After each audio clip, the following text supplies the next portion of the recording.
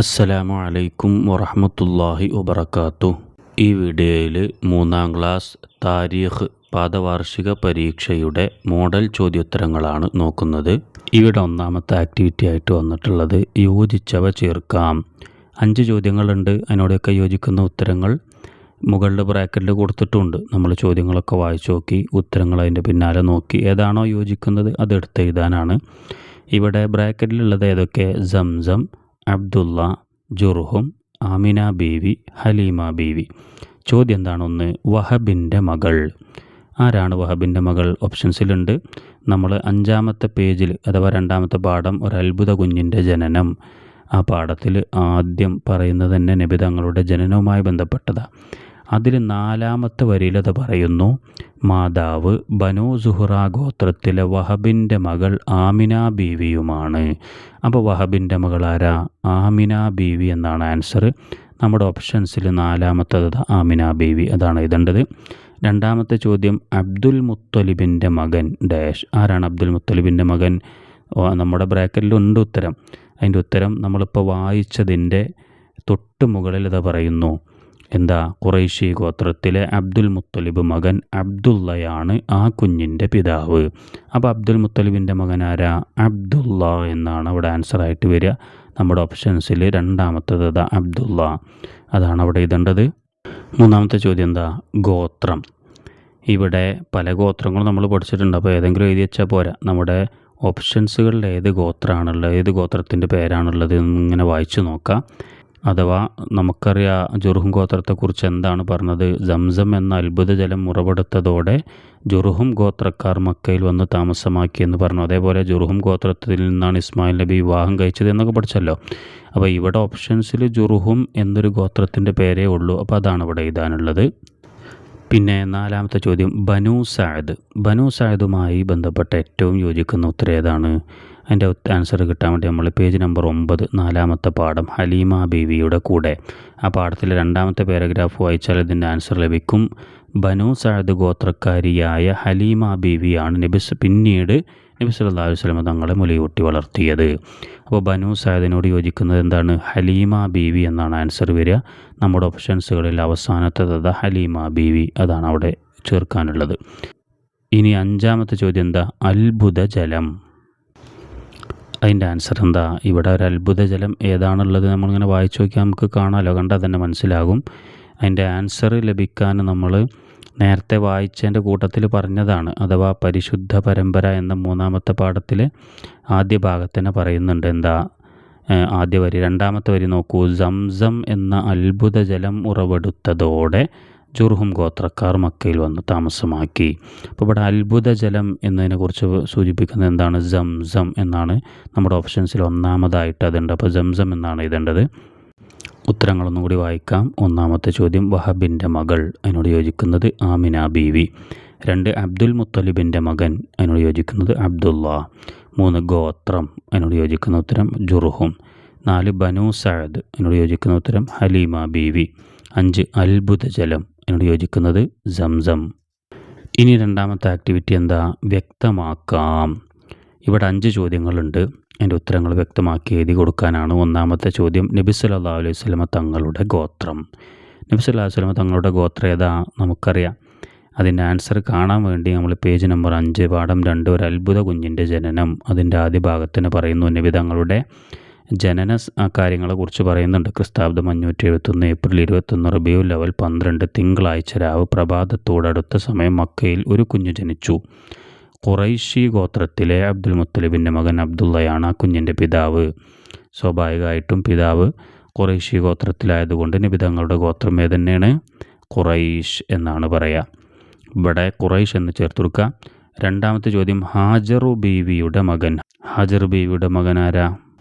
അതിൻ്റെ ആൻസർ കാണാൻ വേണ്ടി നമുക്ക് 7-ാമത്തെ പേജ് 3-ാമത്തെ പാഠം പരിശുദ്ധ പരമ്പര അതിൻ്റെ തുടക്കത്തിൽ എന്താ പറയുന്നു? ഇസ്മായിൽ അലൈഹിസ്സലാമും മാതാവ് ഹാജർ ബീവിയുമായിരുന്നു മക്കയിലെ ആദ്യ താമസക്കാർ. അപ്പോൾ ഹാജറ ബീവിയുടെ മകനാരാ? ഇസ്മായിൽ അലൈഹിസ്സലാം എന്നാണ് അവിടെ ആൻസറായിട്ട് എഴുതേണ്ടത്. ഇനി മക്കയിലെ ആദ്യ താമസക്കാർ ആരാന്ന് ചോദിച്ചാൽ ഈ ആൻസർ ഇത് രണ്ടും കൂടി കൃത്യമായിട്ട് എഴുതും ചെയ്യാം. ഇനി 3-ാമത്തെ ചോദ്യം എന്താ? നബി സല്ലല്ലാഹു അലൈഹി വസല്ലമയുടെ ജനനം ദിവസം അതേപോലെ അറബി മാസം, നബി സല്ലല്ലാഹു അലൈഹി വസല്ലം തങ്ങൾ ജനിച്ച ദിവസവും അറബി മാസവും എഴുതാനാണ്. അത് ഞാൻ നേരത്തെ ഗോത്രത്തെക്കുറിച്ച് പറഞ്ഞപ്പോൾ അതിൻ്റെ കൂട്ടത്തിൽ പറഞ്ഞിരുന്നു നബി സല്ലല്ലാഹു അലൈഹി വസല്ലമയുടെ ജനനം ഏത് ദിവസമാണ്. നമ്മുടെ ആൻസർ കാണാൻ വേണ്ടി പേജ് നമ്പർ 5 ആദ്യ ഭാഗത്ത് തന്നെ പറയുന്നുണ്ട്. തിങ്കളാഴ്ച രാവിലെ എന്ന് പറയുന്നുണ്ടല്ലോ. ക്രിസ്താബ്ദം 571 ഏപ്രിൽ 21 റബീഉൽ അവ്വൽ 12 തിങ്കളാഴ്ച രാവ്. അപ്പോൾ തിങ്കൾ എന്ന ആൻസർ, ദിവസം ചോദിച്ചാൽ തിങ്കൾ എന്ന് കൊടുക്കുക. അറബി മാസം ഏതാ? അതായത് അതിൻ്റെ കൂട്ടത്തിൽ തന്നെ ഫസ്റ്റ് തന്നെ പറയുന്നുണ്ട് റബീഉൽ അവ്വൽ. അപ്പോൾ റബീഉൽ അവ്വലാണ് അവിടെ എഴുതാനുള്ളത്. ഇനി 4ാമത്തെ ചോദ്യം എന്താ? മക്കയുടെ ഉപനാമങ്ങൾ എന്ന് പറഞ്ഞാൽ മറ്റു പേരുകൾ. നമ്മൾ 1ാമത്തെ പാഠത്തിൽ തന്നെ ആദ്യ ഭാഗത്ത് അതിൻ്റെ ആൻസർ കാണാം. മക്ക എന്ന് നിങ്ങൾ കേട്ടിട്ടില്ലേ? സൗദി അറേബ്യയിലെ പ്രധാന നഗരങ്ങളിൽ ഒന്നാണ് മക്ക. ഇനി പറയുന്നതാണ് ആൻസർ. ഉമ്മുൽ ഖുറ, ബക്ക എന്നൊക്കെ മക്കയുടെ ഉപനാമങ്ങളായി ഖുർആനിൽ വന്നിട്ടുണ്ട്. അപ്പം നമുക്ക് അതൊക്കെ എഴുതാം. ഉമ്മുൽ ഖുറ അതേപോലെ തന്നെ ബക്ക, ഈ രണ്ടുമാണ് അവിടെ ആൻസറായിട്ട് എഴുതാനുള്ളത്. ഇനി 5ാമത്തെ ചോദ്യം, ആമിന ബീവിയുടെ ഗോത്രം. ആമിന ബീവിയുടെ ഗോത്രം ഏതാണ്? നബി തങ്ങളുടെ മാതാവായ ആമിന ബീവിയുടെ ഗോത്രം ഏതാണ്?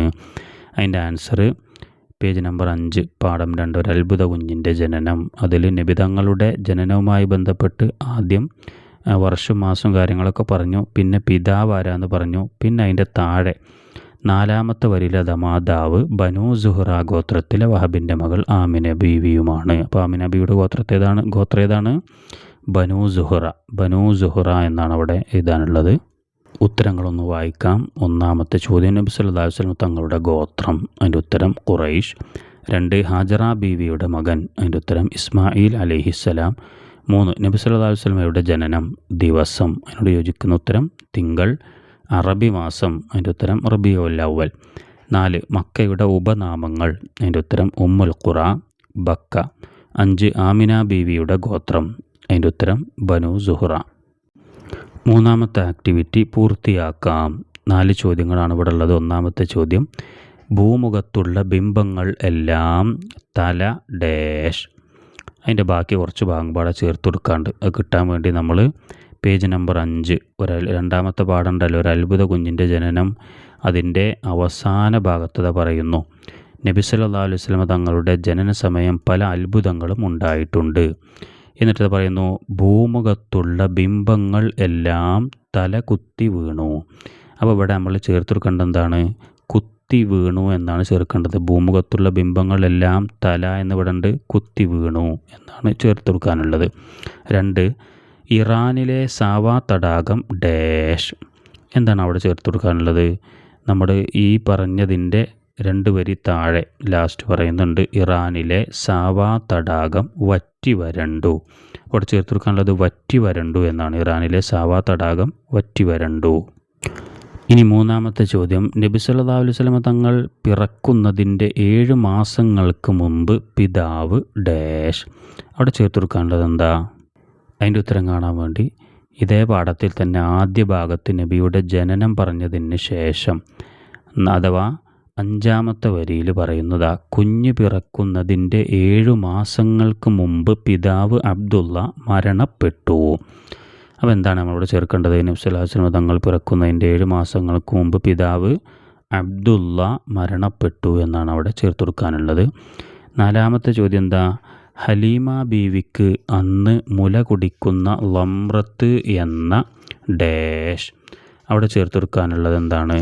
4ാമത്തെ പാഠം ഹലീമ ബീവിയുടെ കൂടെ ആ പാഠത്തിൻ്റെ 2ാമത്തെ ഭാഗത്ത് അഥവാ പേജ് നമ്പർ 10 2ാമത്തെ പാരഗ്രാഫ് തുടങ്ങുന്നതിന് അതിൻ്റെ ആൻസറാണ്. ഹലീമ ബീവിക്ക് അന്ന് മുല കുടിക്കുന്ന ലംറത്ത് എന്ന ഒരു മകനുണ്ടായിരുന്നു.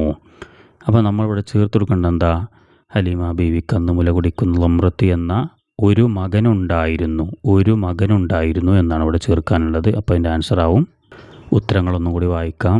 1ാമത്തെ ചോദ്യം, ഭൂമുഖത്തുള്ള ബിംബങ്ങൾ എല്ലാം തല. അവിടെ ചേർത്ത് കൊടുക്കാനുള്ളത് കുത്തി വീണു. 2 ഇറാനിലെ സാവാ തടാകം. അവിടെ ചേർക്കാനുള്ളത് വറ്റി വരണ്ടു. 3ാമത്തത് നബി സല്ലല്ലാഹു അലൈഹി വസല്ലം തങ്ങൾ പിറക്കുന്നതിൻ്റെ 7 മാസങ്ങൾക്ക് മുമ്പ് പിതാവ്. അവിടെ ചേർത്ത് കൊടുക്കാനുള്ളത് അബ്ദുള്ള മരണപ്പെട്ടു. 4 ഹലീമ ബീവിക്ക് അന്ന് മുല കുടിക്കുന്ന ലമ്രത്ത് എന്ന അവിടെ ചേർത്ത് കൊടുക്കാനുള്ളത് ഒരു മകനുണ്ടായിരുന്നു. ഇനി 4ാമത്തെ ആക്ടിവിറ്റി ഉത്തരം എഴുതാം. 5 ചോദ്യങ്ങളാണുള്ളത്. ഒന്നാമത്തെ ചോദ്യം, ഹലീമ ബീവിയുടെ കൂടെ നബി സല്ലല്ലാഹു അലൈഹി വസല്ലം തങ്ങൾ താമസിച്ചു എത്ര കാലം? ഹലീമ ബീവിയുടെ കൂടെ നബി തങ്ങൾ താമസിച്ച എത്ര കാലമാണ്? അധിക കുട്ടികൾ 2 വർഷം എന്ന് എഴുതിയേക്കും. അവിടെ ഒരു പ്രശ്നമുണ്ട്. എന്താണെന്ന് ചോദിച്ചാൽ അത് മുല കൊടുത്ത പ്രായമാണ് 2 വർഷം, മുല കൊടുത്ത കൊല്ലാണ് 2 കൊല്ലം.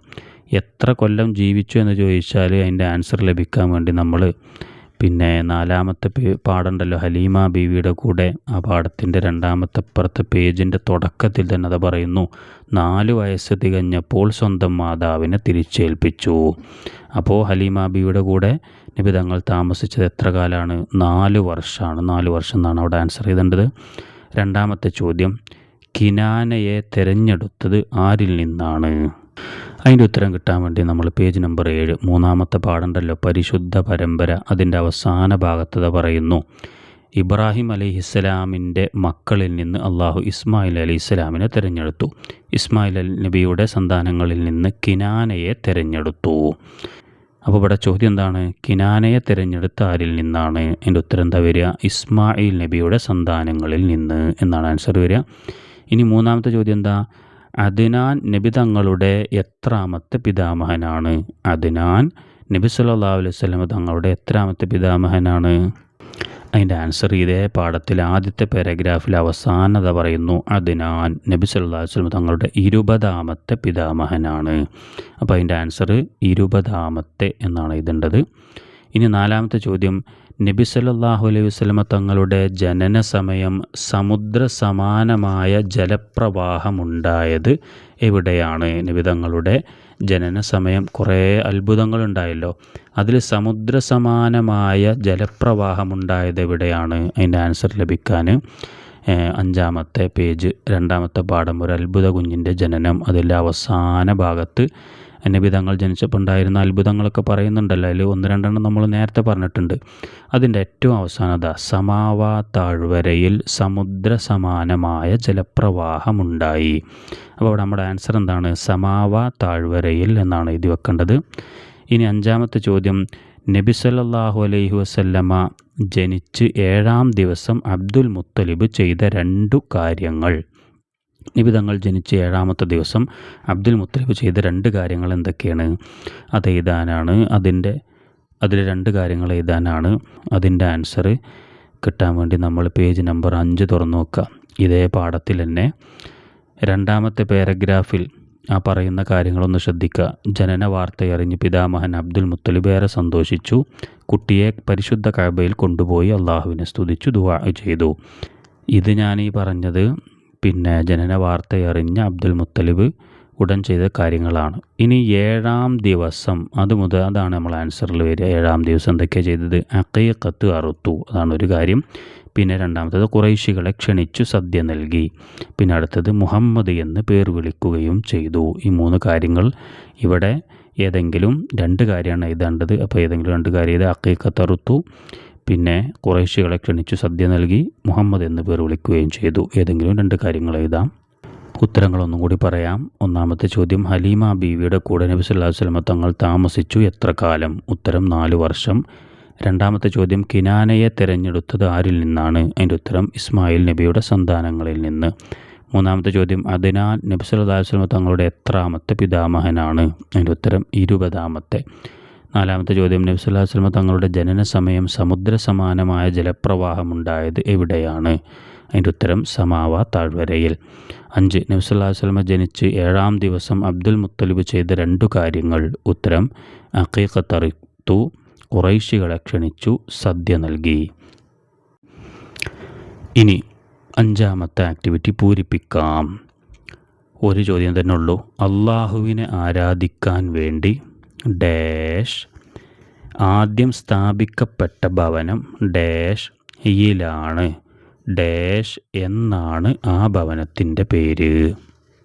അതിൻ്റെ ആൻസർ കിട്ടാൻ വേണ്ടി നമ്മൾ പേജ് നമ്പർ 3 മക്ക എന്ന പുണ്യഭൂമി, അതിൽ 2ാമത്തെ പാരഗ്രാഫിൽ 2ാമത്തെ വരിയിൽ തുടങ്ങുന്നത് അള്ളാഹുവിനെ ആരാധിക്കാൻ വേണ്ടി ഭൂമിയിൽ ആദ്യം സ്ഥാപിക്കപ്പെട്ട ഭവനം മക്കയിലാണ്. കഅബ ഷരീഫ് എന്നാണ് ആ ഭവനത്തിൻ്റെ പേര്. ഇപ്പം നമ്മൾ ആൻസറുകളൊക്കെ അതിലുണ്ട്. അള്ളാഹുവിനെ ആരാധിക്കാൻ വേണ്ടി കഴിഞ്ഞിട്ട് ഭൂമിയിൽ എന്നാണ് അവിടെ ചേർത്ത് കൊടുക്കാനുള്ളത്. ആദ്യം സ്ഥാപിക്കപ്പെട്ട ഭവനം കഴിഞ്ഞിട്ട് നമ്മൾ മക്ക എന്നാണ് ചേർത്ത് കൊടുക്കേണ്ടത്. അപ്പോൾ മക്കയിലാണ് എന്നാകും. പിന്നെ കഅബ ഷരീഫ് എന്ന് നമ്മൾ അവിടെ ചേർക്കണം. പിന്നെ എന്നാണ് ആ ഭവനത്തിൻ്റെ പേര് എന്നവിടെ ഉണ്ട്. കഅബ ഷരീഫ് എന്നാണ് ആ ഭവനത്തിൻ്റെ പേര്. ഉത്തരങ്ങളൊന്നും കൂടി വായിക്കാം. അള്ളാഹുവിനെ ആരാധിക്കാൻ വേണ്ടി അവിടെ ചേർക്കേണ്ടത് ഭൂമിയിൽ. ആദ്യം സ്ഥാപിക്കപ്പെട്ട ഭവനം, ഇനി അവിടെ ചേർക്കേണ്ടത് മക്ക യിലാണ്. പിന്നെ ചേർക്കേണ്ടത് കഅബ ഷരീഫ് എന്നാണ് ആ ഭവനത്തിൻ്റെ പേര്. മദ്രസ വിദ്യാർത്ഥികൾക്കും അധ്യാപകർക്കും വളരെ ഉപകാരപ്രദമായ ഈ ചാനൽ നിങ്ങൾ ആദ്യമായിട്ടാണ് കാണുന്നതെങ്കിൽ ചാനലൊന്ന് സബ്സ്ക്രൈബ് ചെയ്യുക. വീഡിയോകളൊക്കെ നിങ്ങൾ മറ്റുള്ളവരിലേക്ക് ഷെയർ ചെയ്യുക. ഇൻഷാ അള്ളാഹ് ഇതുപോലെയുള്ള വീഡിയോകളുമായി നമുക്ക് വീണ്ടും കണ്ടുമുട്ടാം. അസ്സലാമു അലൈക്കും വറഹ്മത്തുള്ളാഹി വബറകാതുഹു.